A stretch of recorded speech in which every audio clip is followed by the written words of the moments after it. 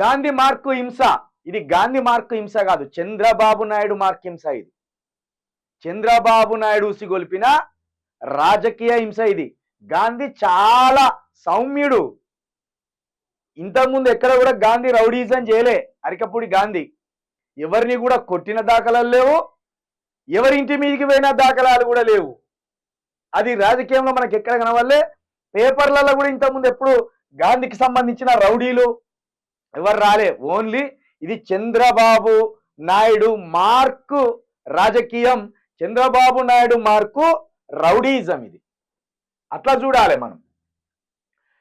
Gandhi mark హింస, కౌశిక్ రెడ్డి ఇంటిపై rowdyism, భయభ్రాంతులకు గురి చేసిన అరికపూడి గాంధీ, పదుల సంఖ్యలో వాహనాల్లో వచ్చిన అనుచరులు, గేటు ధ్వంసం చేసి లోపలికి వెళ్లేందుకు యత్నం, పూల కుండీలు, కిటికీ అద్దాలు ధ్వంసం, చోద్యం చూసిన పోలీసులు, గాంధీ అనుచరులను స్వేచ్ఛగా వదిలేశారని బీఆర్ఎస్ ఆరోపణ, హత్యాయత్నం కేసు నమోదు చేయాలని డిమాండు, అరికపూడితో పాటు 15 మందిపై కేసు నమోదు, కౌశిక్ రెడ్డి ఇంటిపై దాడిలో A1గా అరికపూడి, ఎమ్మెల్యేలు అరికపూడి గాంధీ, పాడి కౌశిక్ రెడ్డి సవాళ్లు, ప్రతి సవాళ్లతో రాష్ట్ర రాజకీయం ఒక్కసారిగా హీటెక్కాయి.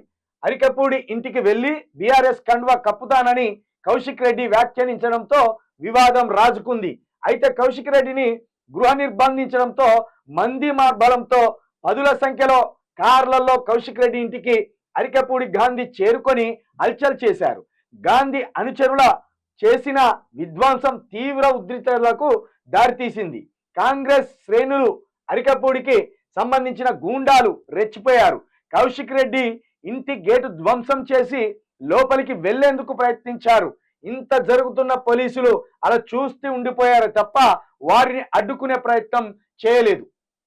స్పష్టంగా ఈ వార్తను బట్టి అర్థమవుతున్నది కదా. మనకు పాడి కౌశిక్ రెడ్డి ఏమన్నాడు, అరికపూడి గాంధీ గారు మీరు మా పార్టీలో ఉన్నారని మీరు అంటున్నారు కదా కండువ కప్పుకొని, ఒకవేళ మా పార్టీలో ఉంటే మా పార్టీ కండువ కప్పడానికి మీ ఇంటికి వస్తా, లేదు నువ్వు కాంగ్రెస్ కండువ కప్పుకొని నేను బీఆర్ఎస్లోనే ఉన్నా అంటే మాత్రం నీకు ఈ చీర గాజులు పంపుతున్నా అన్నాడు. బరాబరి అన్నాడు, తప్పేం లేదు. నువ్వు కాంగ్రెస్ కండువ కప్పుకుంటావు, ఇంకా బీఆర్ఎస్లో ఉన్నా అంటావా? ఎట్లా అంటావు? అది తప్పు. కాబట్టి ఏం చేసిండు, ఆ క్రమంలో బీఆర్ఎస్ కండువ కప్తామని అరికపూడి గాంధీ ఇంటికి పోతానని చెప్పిండు. చెప్పుడుతోటే ఈ పాడి కౌశిక్ రెడ్డిని గృహ నిర్బంధం చేసిండు. పాడి కౌశిక్ రెడ్డిని గృహ నిర్బంధం చేసిండు. ఇటు అరికపూడి గాంధీకి సలహా ఇచ్చిండు, చలో వాడి ఇంట్లోనే ఉన్నాడు, చలో తలుపులు వేసి వాడిని చంపేయగానే పంపి ఉంటారు.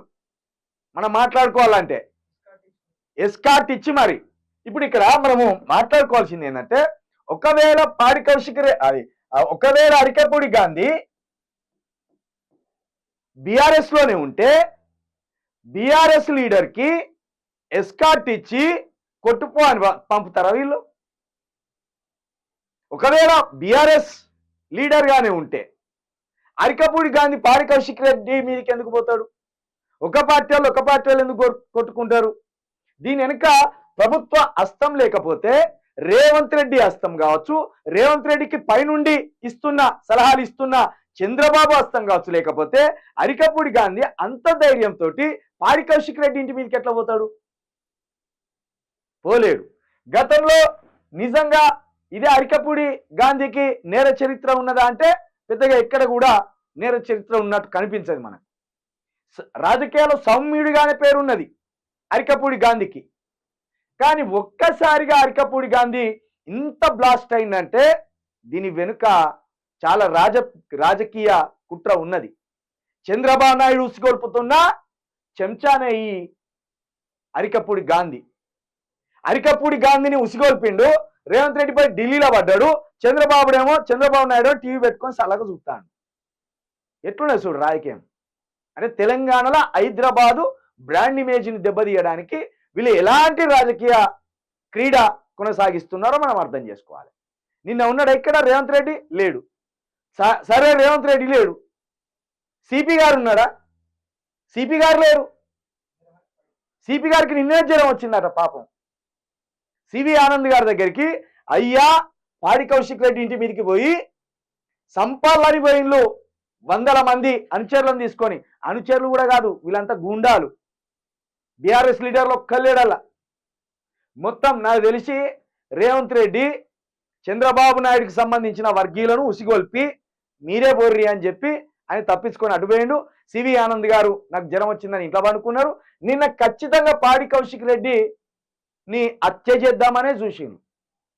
ఒక్క బీఆర్ఎస్ లీడర్ని హత్య చేస్తే ఎక్కడోడు అక్కడ జై తెలంగాణ అంటాడు, లేకపోతే తెలంగాణ అంటే ఎమోషన్ ఉన్నాడు, ఇది నా తెలంగాణ అని ప్రేమ కురిపించేటోడు, ఫైట్ చేసేటోడు ఎక్కడొక్కడ కాముష్ అవుతారనే ఆలోచనతోటి చూడండి మీరు.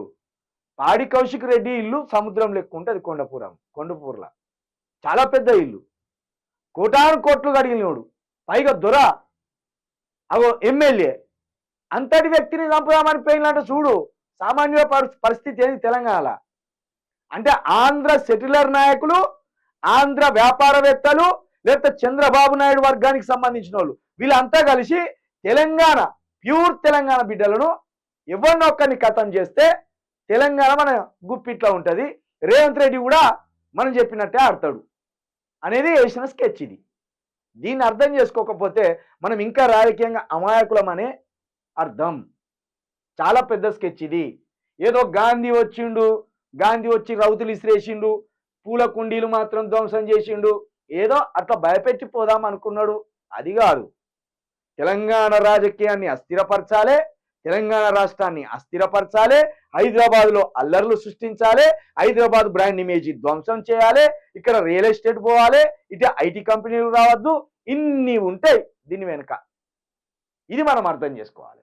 ఇది గాంధీ మార్క్ హింస కాదు, ఇది చంద్రబాబు నాయుడు మార్కు రాజకీయం, చంద్రబాబు నాయుడు ఉసుగొల్పుతున్న హింస. దీనిలో పావుగా బలయ్యేది రేవంత్ రెడ్డి.